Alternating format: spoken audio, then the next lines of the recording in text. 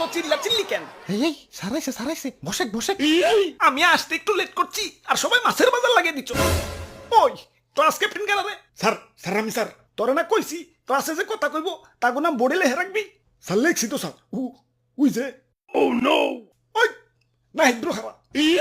ওই আর কথা কবি না কবি না না স্যার স্যার কথা কবি না স্যার না আর কথা কব না স্যার। ওই তারপর কেন সার্জিস 3 স্টার, হাসনাত 3 স্টার।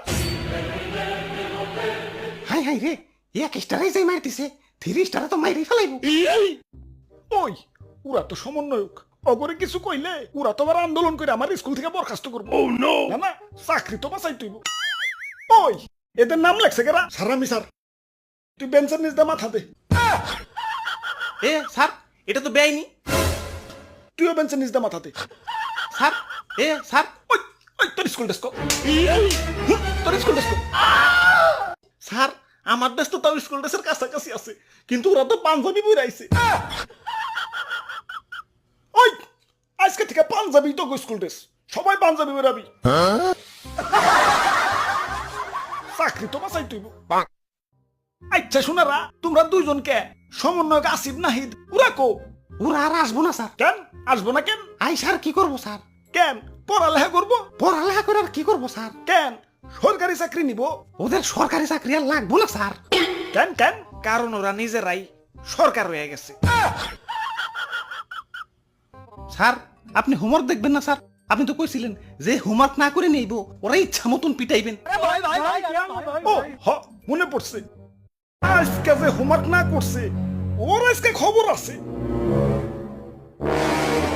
আমাদের দাবি তোমাকে হোমওয়ার্ক চেনে তো, তোমাকে হোমওয়ার্ক লাগবো না। তোমরা হইলা সমন্বয়ক, তোমরা দেশের কাজ করবা, বাড়ির কাজের দরকার নাই। বসো বসো।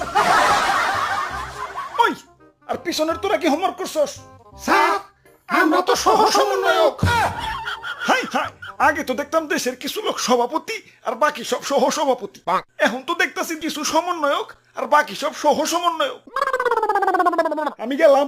কনে সৎ সঙ্গে স্বর্গবাস, অসৎ সঙ্গে সর্বনাশ, আর সমন্বয়ক সঙ্গে সুবিধাই সুবিধা। বাহ বাবা বাহ, সাবাস সাবাস। স্যার আমি কিন্তু হোমওয়ার্ক করছি স্যার। ওই তোর জিগাইছি তুই হোমওয়ার্ক করছস নাকি? উপর দে কথা বলকে। আর কবি আর দেশে আমার মতো ভালো ছাত্র পদন নাই, আন্দোলন করে আসিফ নাহিদ সরকার হয়ে গেল, বাকি সমন্বয়করা সুপারস্টার হয়ে গেল, আর আমি যেই লাভি কদুই রয়ে গেলাম। ওরা বাপুরে, ইয়া যারা ফার্স্ট বেঞ্চে বসো কংগ্রাচুলেশন, ইয়া তোমরা চাকরিজীবী হইবে। আর যারা তার পরের বেঞ্চে বসো ডাবল কংগ্রাচুলেশন, তোমরা হইবে উদ্যোক্তা ব্যবসায়ী, তোমরা ফার্স্ট বেঞ্চার গো চাকরি দিবে। আর যারা আমার মতো লাস্ট বেঞ্চে বসো ট্রিপল কংগ্রাচুলেশন, তোমরা হইবে নেতা এমপি মন্ত্রী, তোমরা আবার আগের বেঞ্চার গো উদ্বোস করাইবে। আর যারা লাস্ট বেঞ্চেরও পরের বেঞ্চে বসে, মানে ক্লাসে না রাজপথে বসে, তাগো কংগ্রাচুলেট করে ছোট করবো না।